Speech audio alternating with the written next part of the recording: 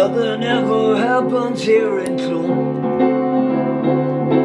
We'll make sure there won't be changing soon. They'll never lead our boys and girls to ruin. Down with jazz and our paganism too. Down with jazz and our paganism too. Songwriters are always looking for inspiration, and I've drawn a lot of my inspiration from quirky little episodes in Irish history. And what I really liked about this one was the contrast between the Ireland that we now live in and the Ireland of 90 years ago, where a parish priest could mobilise 3,000 people to march in protest against music. Just music. I mean, what's wrong with music? But in those days, music, and particularly foreign music, was seen as a threat to morals and to our way of life. And in the song Down with Jazz and Out with Paganism too, I've tried to put myself a little bit like Randy Newman does into the mindset of somebody with a very, very different approach to things than I would have myself. I wrote the song Down with Jazz and Out with Paganism too, and as it happens, Philip Brady, who comes in to play drums with us in our session in Darky Kelly's, is now living in Clune, which is where the parish priest came from, who's the subject of the song.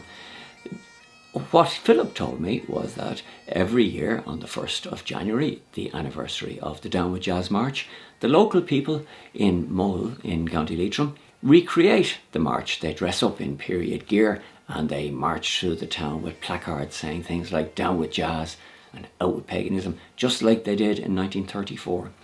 We sounding the alarm. Gotta keep our daughters safe from harm. Young boys working on the farm. Down with jazz and out with paganism too. Down with jazz and out with paganism too. Now we're going to do all.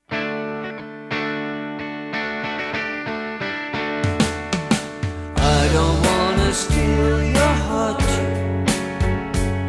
but maybe you could lend it for a while. Who's to say that love won't start, even if it takes a little time? Love is such a mystery I've never understood. I got into music back in the 70s.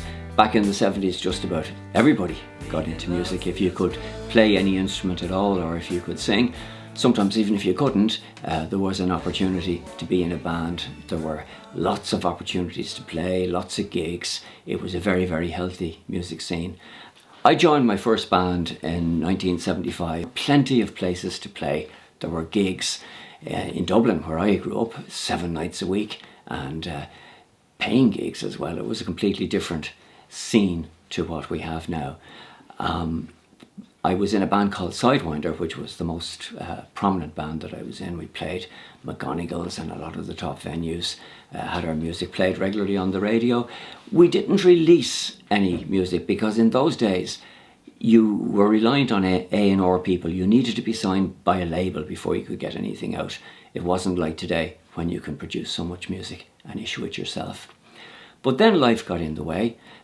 I was working in public service and I started moving up that greasy pole. I got married, I had kids, and for a while, for a long while in fact, it just wasn't possible to be gigging.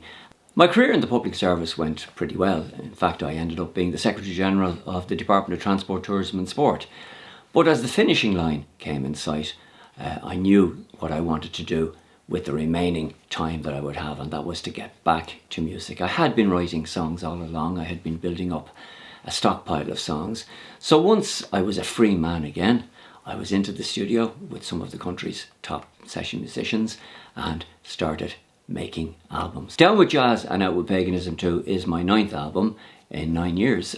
I was away from music for a long time, and sometimes it feels that since I came back, the floodgates have opened, and all of these songs have emerged. And my music is bluesy pop. It's sometimes hard to describe. If I'm asked what I am, I say I'm a 70s singer-songwriter, because those are my major influences. We've still got 5 on stage, but earlier on we had the wonderful Michael McGreevy. Let's hear it from Michael McGreevy, please. And we had the new Irishman, Mr. Hugh Green. Let's hear it for Hugh Green. I've found life extremely fulfilling since I came back to music. Apart from doing my own music, I've also had the opportunity to be part of the wider circle of singer-songwriters.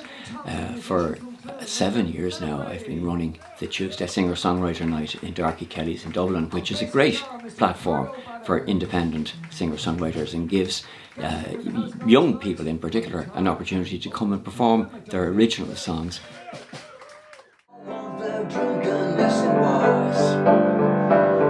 Like centuries nose in the motor cars, cities all around the world to please. Hellfire's waiting for the silver wings.